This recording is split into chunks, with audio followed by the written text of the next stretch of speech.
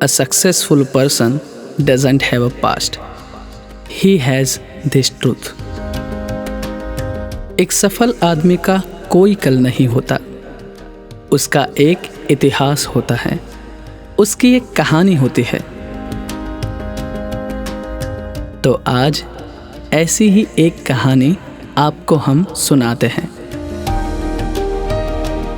कहानी है चिराग राजवंश साहब की। चिराग राजवंश साहब का ये रोज़ का मामला है। इसी तरह रोज़ अपनी ऑफिस आना और अपनी पब्लिक रिलेशन इंस्पेक्टर की जिम्मेदारियों को निभाना और अपने काम में दिलो जान से और पूरी शिद्दत से जुट जाना। न कभी दिन देखा न कभी रात, न सुबह देखी और न कभी शाम। न कभी उन्हें थकान का एहसास हुआ और ना ही कभी हार मानी। हमेशा इसी तरह अपने फ़र्ज़ को अंजाम देते रहें।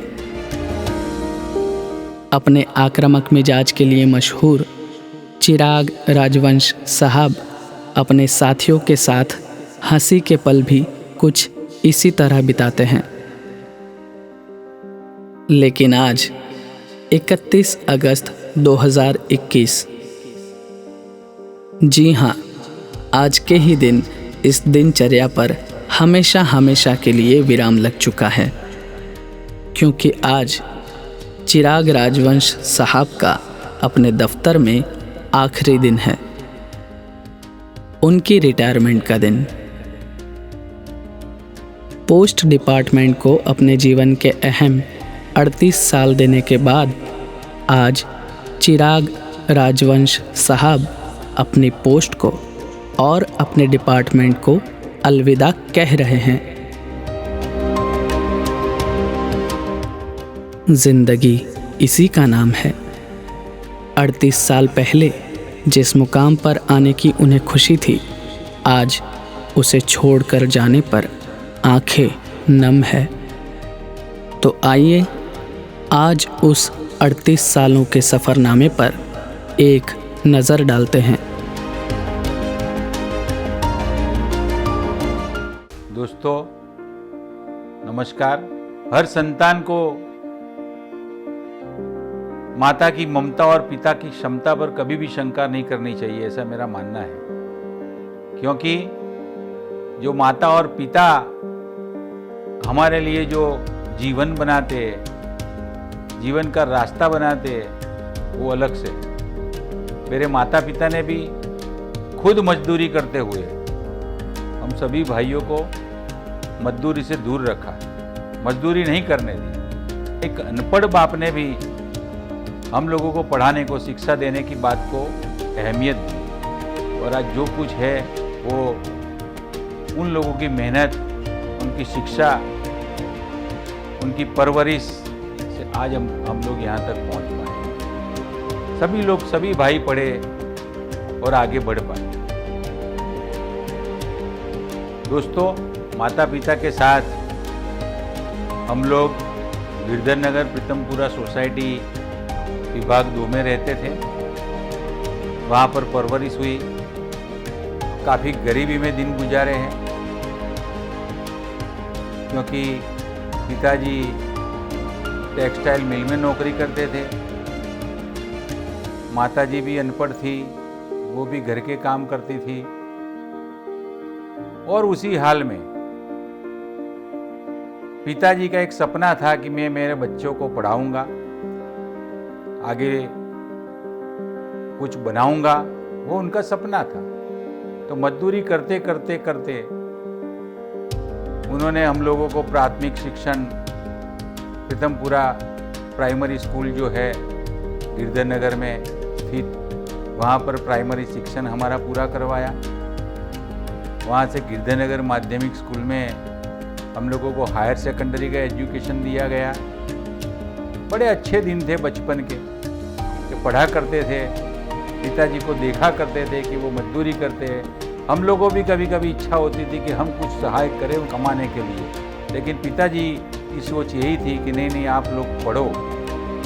और ये माध्यमिक शिक्षण पूरा करके हम कॉलेज में भी गए।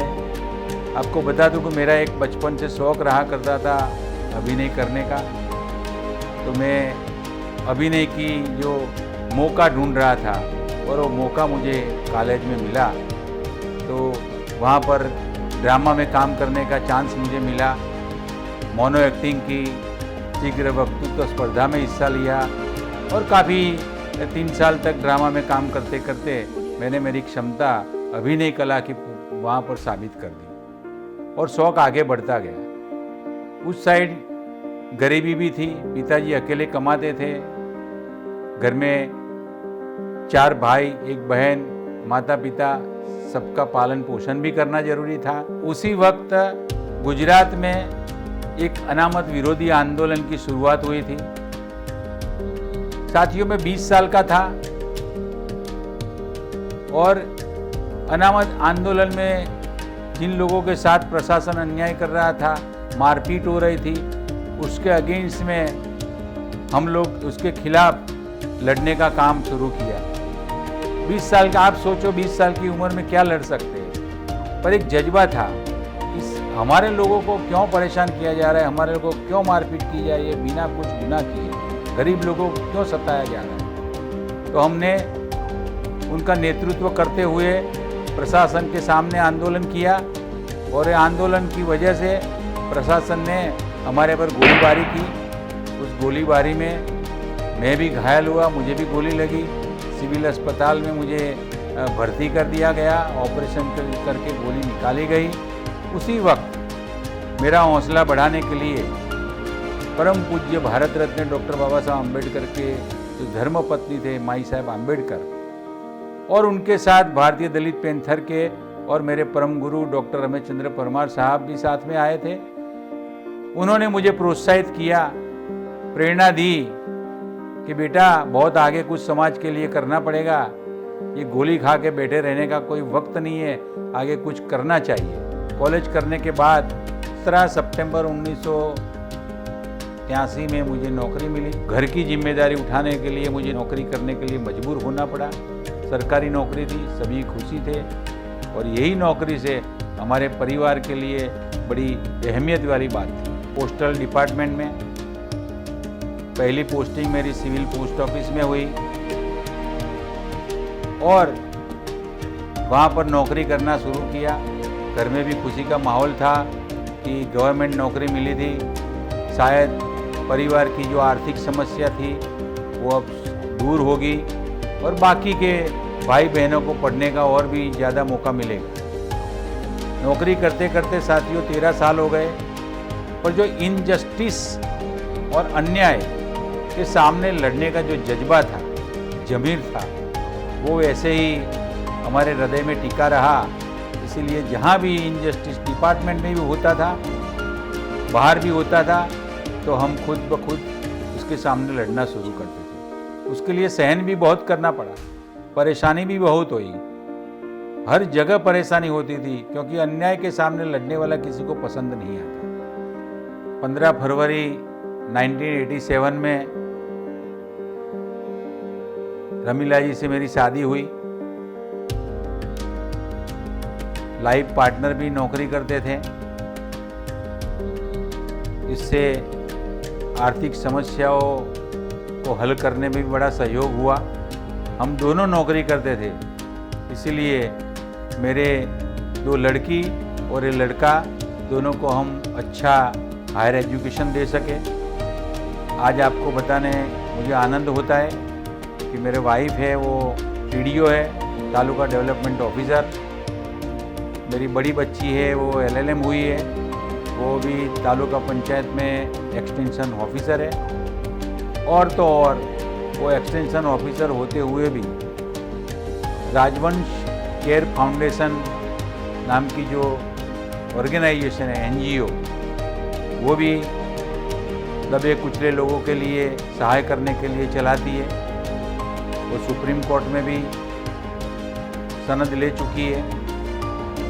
दूसरा लड़का है जो वो भी कंप्यूटर इंजीनियर हुआ, रश्मिन कुमार, वो भी आज बैंक में मैनेजर है। तीसरी लड़की जो है आयुर्वेद डॉक्टर है, कुमारी हेतल। और मेरी वाइफ भी परिश्रम महिला ट्रस्ट के नाम पर पुअर जो महिलाएं होती है, पीड़ित जो महिला होती है, उनकी सहायता परिश्रम महिला ट्रस्ट के नाम से करते हैं। मैं भी बच्ची का नाम का जो दर्शन एजुकेशन ट्रस्ट है, उस ट्रस्ट के माध्यम से मैं गरीब बच्चों को पुस्तक, नोट वगैरह की सहाय करने का थोड़ा बहुत प्रयास भी करता हूँ।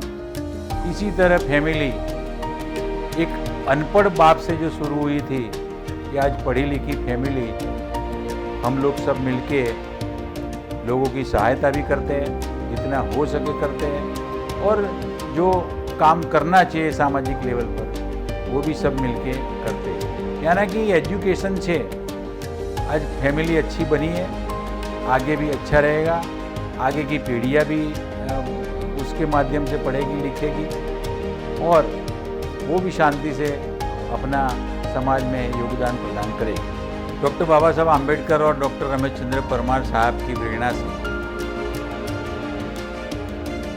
मैंने जो सीखा था, पढ़ा था, उसके हिसाब से वो नाट्य क्षेत्र छोड़कर मुझे सामाजिक आंदोलन में ज़्यादा इंटरेस्ट रहा, तो मैं भारतीय दलित पैंथर में उसी टाइम रमेश चंद्र परमार साहब के साथ काम करना शुरू किया। काफ़ी आंदोलनों में भाग लिया, काफ़ी आंदोलनों में भाग लेने का मौका परमार साहब की अध्यक्षता में मिला। जेतलपुर हो, गोलाना हो, कड़ी हो, काफ़ी आंदोलन, इस जो मदर डेयरी का कांड हुआ था वो हो, भीमा कोरे गांव का आंदोलन हो, ऊना कांड हो, थानगढ़ का हत्याकांड हो, धीरे धीरे धीरे नेतृत्व करते करते बहुत कुछ सीखना मिला। समाज में क्या प्रदान करना चाहिए पढ़ने के बाद, वो बाबा साहब आम्बेडकर को पढ़ने के बाद वो भी ध्यान में रहा कि हमारा भी कुछ योगदान समाज में होना चाहिए। जब पढ़े लिखे बाबा साहब आम्बेडकर के कारण हम लोगों को जो मिला है, पाया है, उसका भी कुछ प्रदान हम लोगों को करना चाहिए। કોઈ કોમ ઉપર આટલો અત્યાચાર થતો નથી, ફક્ત દલિત આદિવાસીઓ ઉપર અત્યાચાર થાય। એનું કારણ છે કે આપણે કાયમથી દબાતા રહીએ। ડિફેન્સ જેને કા ડિફેન્સ પોઝિશનમાં આપે છે, આપણે એટેક પોઝિશનમાં ક્યારે આવીશું? એટેક ક્યારે કરી શકીશું? એટેક કરવાની પોઝિશનમાં જ્યારે આવશો ત્યારે હું માનું છું કે કોઈ સમાજની નામ લેવાની તાકાત નહીં રહે। કોઈ સમાજ નામ નહીં લે। एक पथरो मारशो, 4 पथरा मारवानी जो समाज हिम्मत राखशे तो कोई ताकत नहीं कि ऊना कांड के आ कांड बने।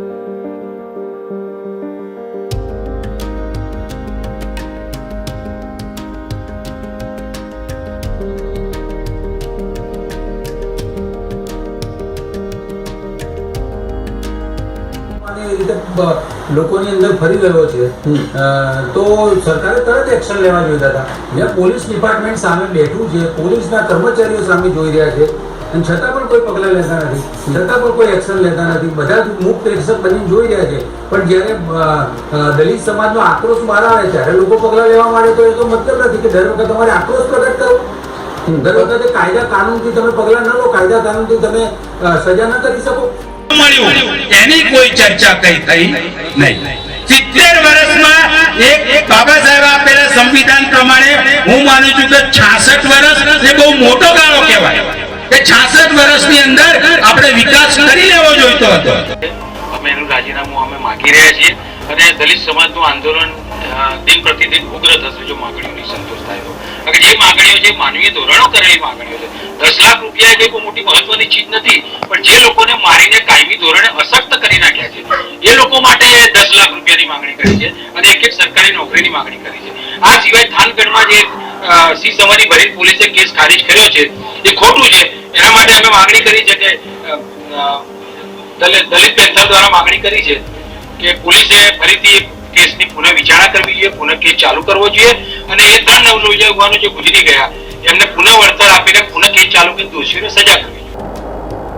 उनके पहले 19 तारीख को दलितों को भारतीय दलित पैंथर की ओर से जो रैली का आयोजन किया गया था, उस रैली के आयोजन में ऊना की घटना के बारे में रैली की जा रही थी। कोई दंगा फसाद करने के लिए रैली नहीं की जा रही थी। फिर भी इस रैली की परमिशन नहीं देके ये डरपोक सरकार ने अपना उदाहरण प्रस्तुत किया।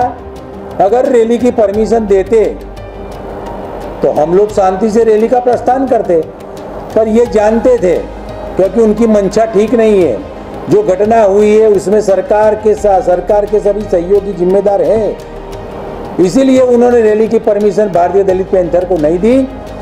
और ये घटना के कांड के विरोध में और ये परमिशन के अपोजिशन में हम लोगों ने आज बंद का ऐलान किया। गुजरात की प्रजा को मैं धन्यवाद देना चाहता हूँ, सभी धर्मों, सभी कौम का और सभी जातियों का मैं धन्यवाद प्रकट करना चाहता हूँ कि ये अमानवीय कांड जो हुआ है, ये संवेदनाहीन कार्य जो हुआ है, ये संवेदनाहीन कार्य को धिक्कारने के लिए आप लोगों ने अच्छा सहयोग किया। गुजरात की जनता और मीडिया कर्मियों को सभी को मैं धन्यवाद प्रकट करना चाहता हूँ। आज मुझे मालूम पड़ा कि गुजरात के मुख्यमंत्री देर सही 7 दिन के बाद पहुँचे। अगर संवेदना प्रकट करनी थी गुजरात के दलितों के प्रति तो उसी दिन पहुँच जाते, पर उन्होंने जाने के बाद घोषणा क्या की, तो मुझे अभी जानकारी मिली है कि घोषणा जो पुरानी थी वो ही बरकरार रखी। एक्चुअल कल हमने आवेदन पत्र दे दिया था कि क्या मांग होनी चाहिए, क्या देना चाहिए, तो इसके घावों पर मलहम लगाया जा सके पीड़ितों के, तो 10 लाख रुपया उनको कैश दी जाए। उनके परिवार जो असक्त हुए, मार खा के असक्त हुए, कोई दंगा फसाद करके मार नहीं खाए उन लोगों ने, ये जातिवादी मानसिकता के कारण उन लोगों ने मार खाई है। उनके कारण असक्त हुए तो उन लोगों को नौकरी दी जाए, वहाँ पर जमीन दी जाए और पूरी सुरक्षा दी जाए। तो काफ़ी आंदोलन किया, लाठी गोली भी खाई, मार भी खाई, जेल में भी गए, पर ये सब करते करते समाज में अवेयरनेस करने का काम हम लोगों ने किया। और समाज को अवेयरनेस करके हम ये चाहते थे एक ऐसा समाज बने दलित पैंथर के माध्यम से कि जो जागे, अपने हकों के लिए लड़े और जो अब शोषित है, पीड़ित है, उनको न्याय मिले। वही हमारा लक्ष्य और वही हमारा ध्येय रहा। इसीलिए ये आंदोलन में करते रहे, नौकरी भी करते रहे। हमने 1996 में नौकरी करते करते all India postal SC/ST employees welfare association की स्थापना की।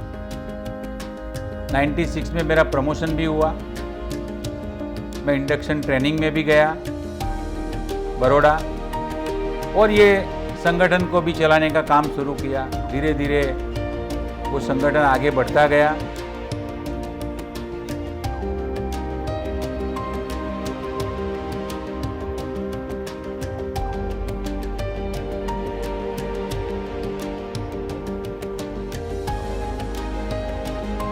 Ahmedabad post and telegraph credit cooperative society में आप लोगों ने 2014 में Ahmedabad post and telegraph credit cooperative society में पूर्ण बहुमत से मेरी पैनल को शासन करने का मौका दिया और मुझे पहले नंबर पर इलेक्ट किया।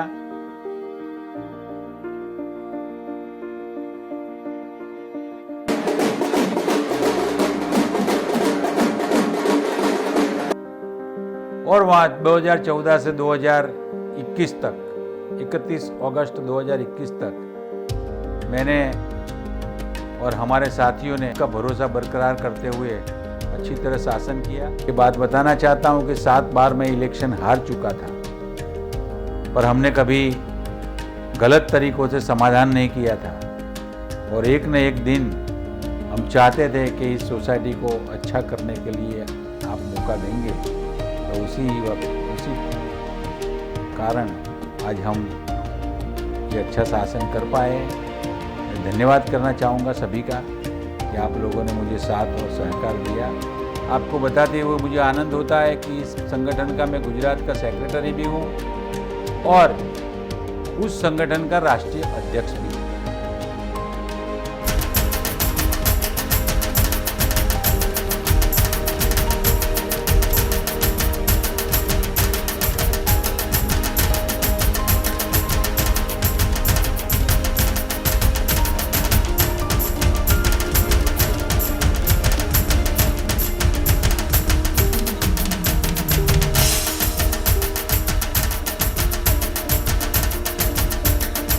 यही संगठन के कारण डिपार्टमेंट में मुझे बहुत कुछ झेलना पड़ा, कई लोगों से भी झेलना पड़ा और मुसीबत का बहुत सारा सामना करना पड़ा, पर हमने कभी हिम्मत नहीं हारी।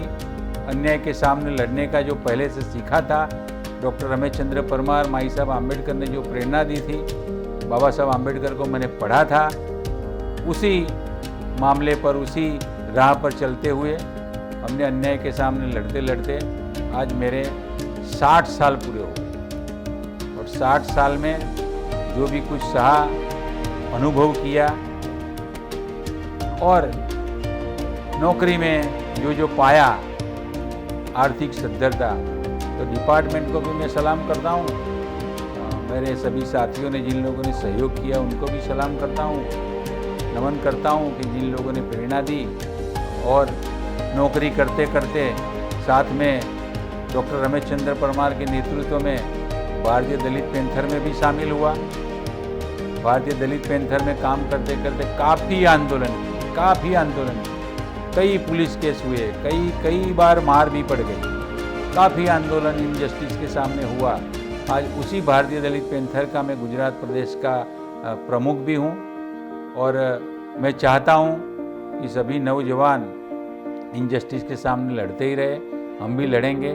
60 साल हो गए तो क्या हो गया, लड़ना जज्बा ज़मीर अभी भी हमारा बचा हुआ है। उम्र को अगर हराना है तो शौक को जिंदा रखिए, घुटने चले या ना चले, मन को उड़ता परिंदा रखिए।